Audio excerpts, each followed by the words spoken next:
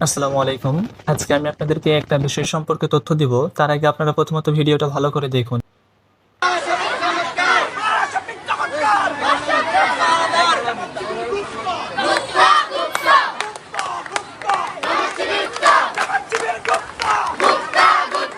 আপনি দেখেন আপনার বাচ্চা, আপনার সন্তান কত বড় হয়েছে?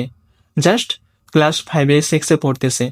এই মুহূর্তে এখন দেখেন আপনার আমাদের দেশের রাজনৈতিক অবস্থা কি পরিমাণ খারাপ আপনি জাস্ট একটু ফলো করেন। দেখেন আমাদের দেশের রাজনীতিতে কি করতেছে আপনার এই 5 এ 6 এর বা আরেকটু ছোট বড় ক্লাস হতে পারে তাদেরকে নিয়ে এসে আপনার একটা আন্দোলন করতেছে বা একটা সংগ্রাম করতেছে।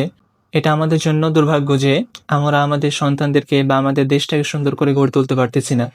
তো এখন আমাদের আরেকটা বড় সমস্যা হচ্ছে মানে আপনি আপনার সন্তানকে পাঠালেন বা আমি আমার সন্তানকে স্কুলে পাঠালাম। তারা কাজ করছে, করবে, লেখাপড়া করতেছে, করবে। এখন বিষয় হচ্ছে একটা ভিন্ন শ্রেণীর মানুষ, একটা ভিন্ন শ্রেণীর লোক বা একটা রাজনৈতিক দলের লোক যখন ডাকবে তখন আপনারও কিছু করার থাকবে না অ্যান্ড ওই বাচ্চাগুলোরও কোনো কিছু করার থাকবে না। তো এই মুহূর্তে আপনি কি করবেন? এই মুহূর্তে আসলে কোনো কিছু করার থাকে না। পরবর্তী সময়ে যখন আপনি বিষয়গুলো সম্পর্কে জানবেন, প্রত্যেক বাবা-মাকে উদ্দেশ্য করে একটু আমি বলি, আপনি যখন পরবর্তীতে এই বিষয়টা সম্পর্কে জানবেন, তখন অবশ্যই আপনার ছেলে-মেয়েকে সুশিক্ষা দেওয়ার চেষ্টা করবেন।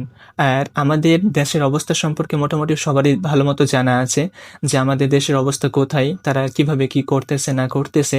সো আপনি যদি আপনার সন্তানদেরকে একটু ভালোমতো শিক্ষা দিতে পারেন, তাহলে আশা করা যায় আপনার সন্তান মানে তার নিজের সম্পর্কে যদিও তার এখনো জ্ঞান হয়নি, তবুও সে তার সম্পর্কে বা পরিবার সম্পর্কে আপনি যদি দেশ সম্পর্কে ধারণা দেন তাহলে তার দেশ সম্পর্কে প্রত্যেকটা বিষয় সম্পর্কে জানতে পারবে।